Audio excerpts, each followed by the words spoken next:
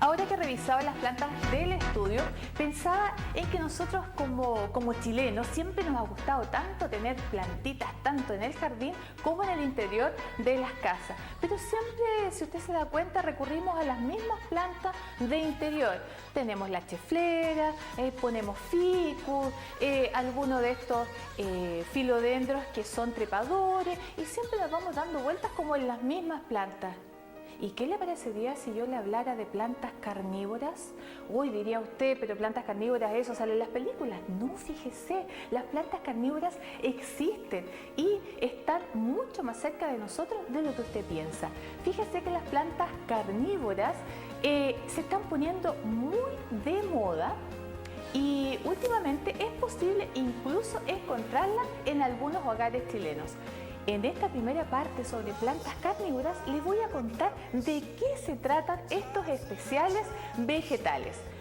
Como bien usted me acaba de escuchar, las plantas carnívoras pertenecen al reino Plantae, como todos los vegetales, y también como todas las plantas realizan fotosíntesis, es decir, transforman la energía lumínica del sol en energía química. Y esa energía química, ¿cierto?, se traduce en almidón. Hasta ahí vamos todo igual que cualquier vegetal. Pero resulta que las plantas carnívoras tienen un pequeño inconveniente. Resulta que las zonas de origen de donde ellas provienen y crecen en forma natural son zonas de suelos muy ácidos, como por ejemplo turberas o zonas pantanosas. Y al ser condiciones ácidas, hay algunos elementos minerales que no se encuentran disponibles para las raíces de las plantas carnívoras. Estas zonas, ¿no es cierto?, de suelos ácidos, turberas, zonas pantanosas, las encontramos normalmente en climas de tipo tropical, pero también en algunas zonas no tropicales. Entonces, ¿qué ocurre? Hay ciertos elementos que son vitales para el desarrollo de toda planta, incluidas las plantas carnívoras, pero que se encuentran retenidos en el suelo. Uno de ellos es el fósforo, el otro es el calcio y el otro es el potasio.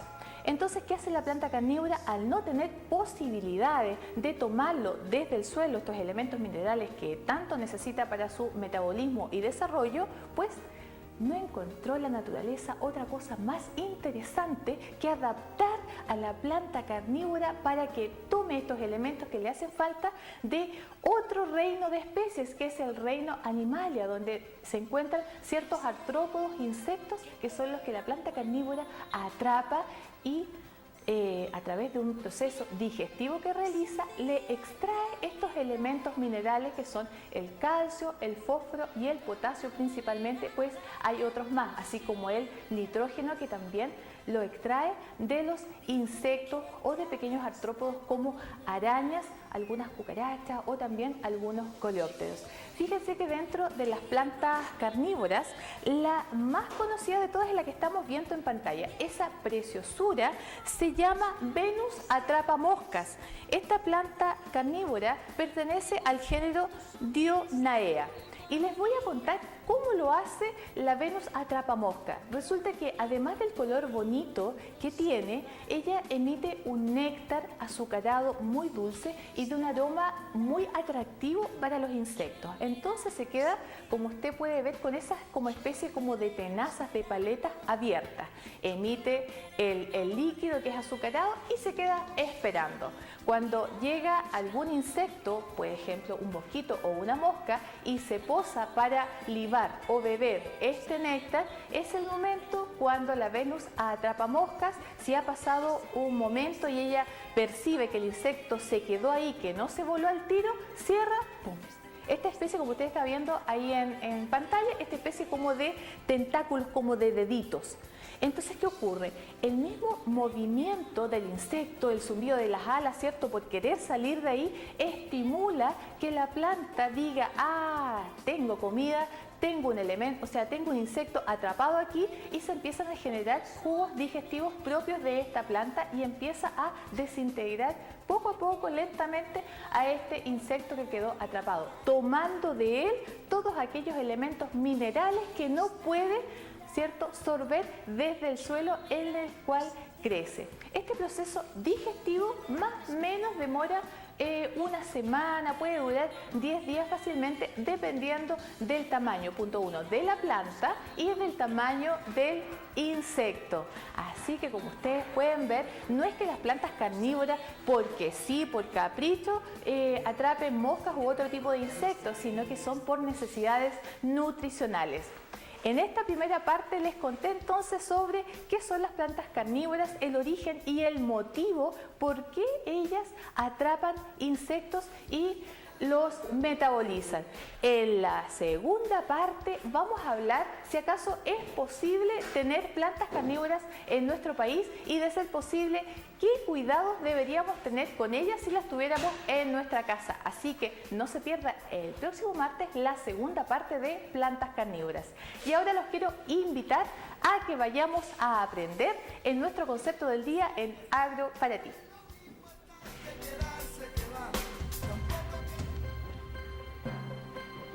El concepto del día en Agro para Ti es micorrizas.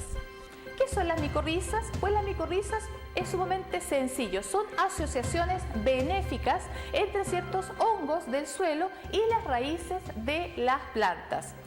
El hongo ingresa a la raíz de las plantas, pero ojo, sin dañarla, y ayuda a que la planta tome alimentos minerales desde el suelo, así como también el agua, y que la planta crezca más sana.